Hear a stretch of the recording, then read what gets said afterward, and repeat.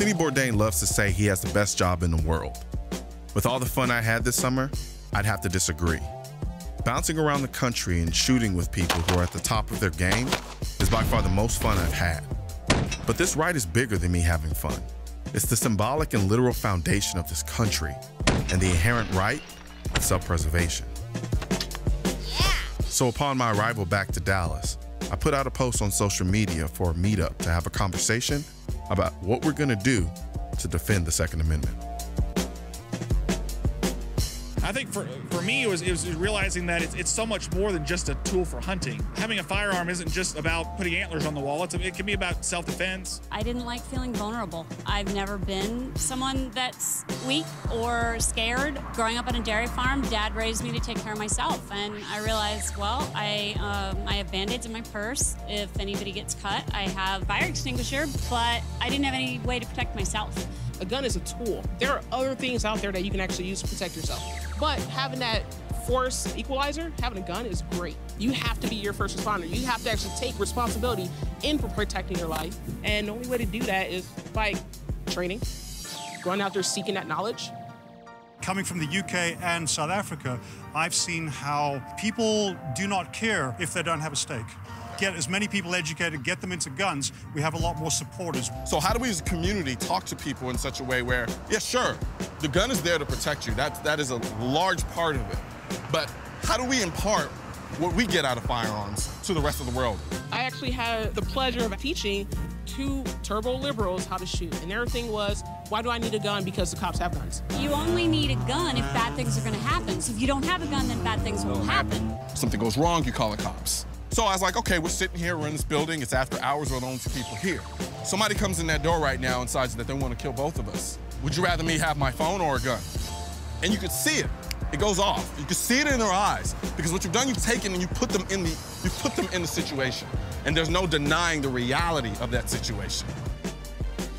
My sincere thanks to all of you for coming out and sharing your stories and opinions. You all had a ton of awesome things to say, but we didn't have time to show everything. Welcome to my world. But just showing up and sharing your appreciation for firearms and your passion for defending them was a show of power. As long as gun owners follow your lead and go beyond their everyday jobs and obligations and hunts and range time to speak out for this right, no one will ever be able to take it away from us. As a fellow gun owner, as an American, as someone who wants to raise a family and be free to defend them, someday, thank you.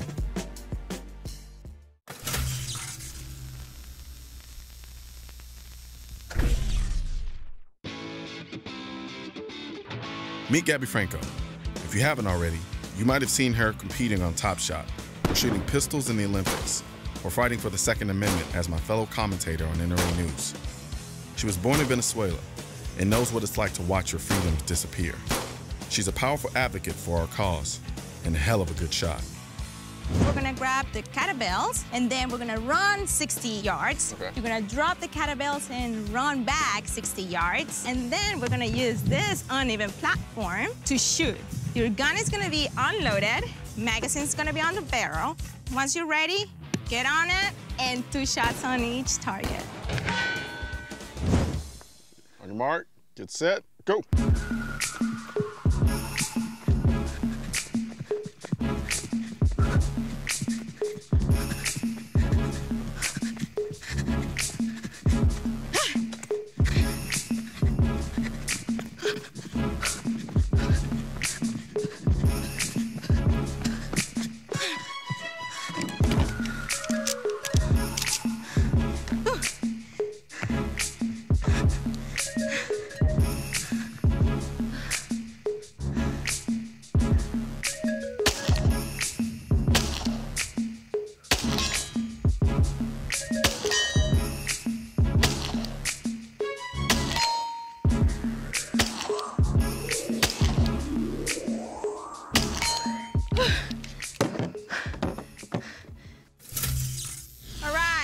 On your marks, set, go!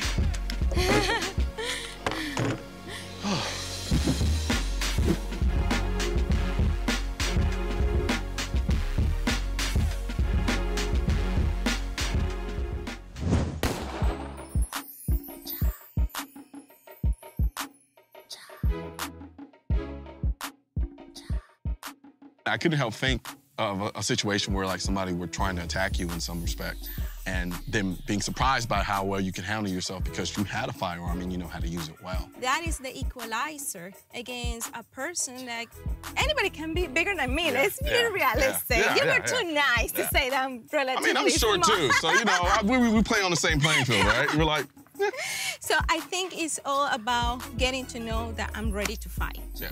Back in Venezuela, in the university, I took the easy way, which was the wrong one because the avenue was in construction, so it was empty. As I'm walking, I'm listening to music, I saw a guy, he passed me, and then this guy hugged me, and he had his hand like this, and he said, if you scream, I'll kill you. I was 19 at the time. I was actually to go to the Olympic Games. I was already... So you were already a shooter? I was a shooter, but as an Olympic shooter, right? I knew what a firearm in my head looked like. So I said, you have no gun. And I used to have a thick leather notebook, and I just tossed the notebook to him. He tried to grab me, and then I started screaming and running for my life. And right now I have my conceal and carry, and I wouldn't think twice. I didn't have it at that time because I couldn't, but you know, it's all about protecting your life, protecting your family. It's the same thing that I try to communicate to a lot of people that ask me, why do you carry a gun, why do you carry a gun? It's because I love my life, I enjoy my life, I love the people in my life, and I want to protect it the best way I can. Knowing that there are great people around us, but there's also bad people. They don't care about me. They don't care about you. They don't care about my family. But people don't realize here that everything, government try to take a little bit and a little bit at a time, and then what happens? Then you have nothing. Then you have nothing. And friends and family would say, no, that would never happen in Venezuela. That would never happen here. And boom. It sure did. It did. So we can't take our rights for granted, ever. I don't care where you are in the world. Grab them, protect them, and fight for them. Absolutely.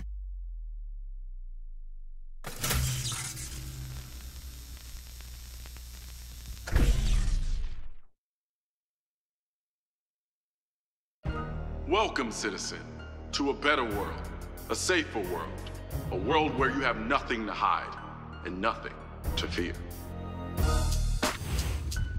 What are you trying to protect yourself from? Osama bin Laden is not coming into your house with AK-47s.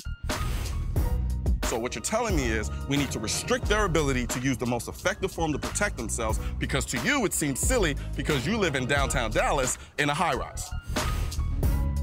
And the fact that you aren't afraid to admit, I listen to Drake, I like guns, I like the things that I like, and I'm not gonna apologize for it the same way that Candace and I are gonna love each other. We're gonna be Christians, and we're gonna like guns, and we're not going to feel like we have to be in a cocoon of liberal life. Now it's like, it's more, I've watched this gangster movie, and I know now that I have this gun, if he says anything to me, my first option, like, man, I'm gonna show him my gun. You know, I think we need a better understanding of reality. When somebody dies, it's not a movie, they don't come back. So you're saying that because the genie's out of the bottle, we can't put it back in, so we should have guns everywhere to keep ourselves safe? We never could put it back in. It can be put back in. It happened in Australia.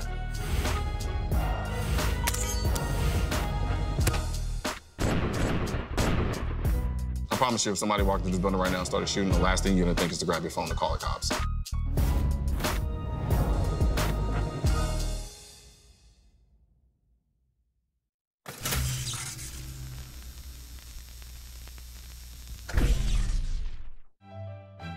Anti-gunners love to say there's at most a 1% chance you'll ever need a gun.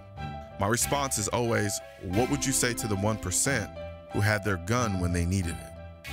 And what about the 1% who didn't? Meet Danny and Spencer, two normal guys living in Dallas, and two guys who might not be here today if it weren't for their firearms. We walked right out of those doors that we just walked out of, and I'm kind of glancing around. Everything seems fine, you know. We started heading to my car. It's parked right where I'm parked tonight. I pull out. Apparently, I cut this guy off. And when he came around, he kind of brake checked me once or twice and thought that was weird, gave him a little space as he goes up the hill. And I get to about right here, and I start reaching out to open the door, and I realize that my son is standing right over there on the sidewalk, and he's got a Glock 26 drawn. He kind of turns a little bit, blocks the single lane. I'm thinking, that's strange. but I was already in the process of opening the door. Lights came on in the car, and there's this guy laying in the floorboard of the car right there with a knife. So he stops. I'm 2-3 car lengths behind him. That's when I see him. He's aggravated. He gets out of his car. My son was on the phone with police, giving him a clear description of what was going on. Immediately, that's a red flag for me. So I pop my glove box open where I keep my .45. I tell the guy, I'm like, shut your mouth, get your hands up, don't move your hands. And then I see him open the back door of his car, and I see a baseball bat come out, and that's a shit hits the fan situation for me. So I did immediately draw the weapon. All of a sudden, I hear woo, woo, woo, woo, just super fast coming the wrong way down the street. And I'm thinking, and I'm looking over, cops have their guns drawn this way. Dallas Police Department, I'm coming up behind you. And I'm like, and all of a sudden I feel a hand on my shoulder, and he says, step to the side. And so I stepped to the side, and he said, I got this. He says, you okay? I said, I'm fine. He goes, go ahead and reholster. And I was like, this is cool. So I just kind of reholstered, and they drug him out and arrested him. As soon as he saw me drawing up, that's when he backed off, threw the baseball bat, and then drove off. And for me, it was an intense situation. It's the first time I've had to draw my weapon in any sort of real-life scenario. But luckily, the situation was resolved without, in my opinion, without any violence.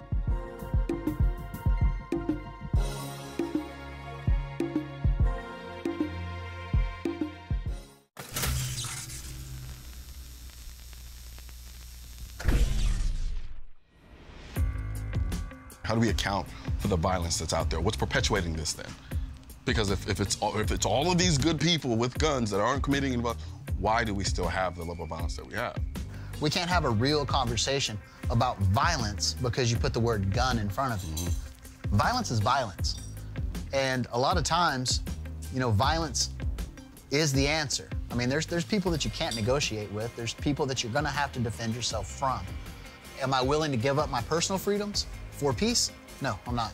Why not? Because my life is very peaceful. And I take those personal responsibilities to make sure of that. The people that are against guns, they don't want that responsibility.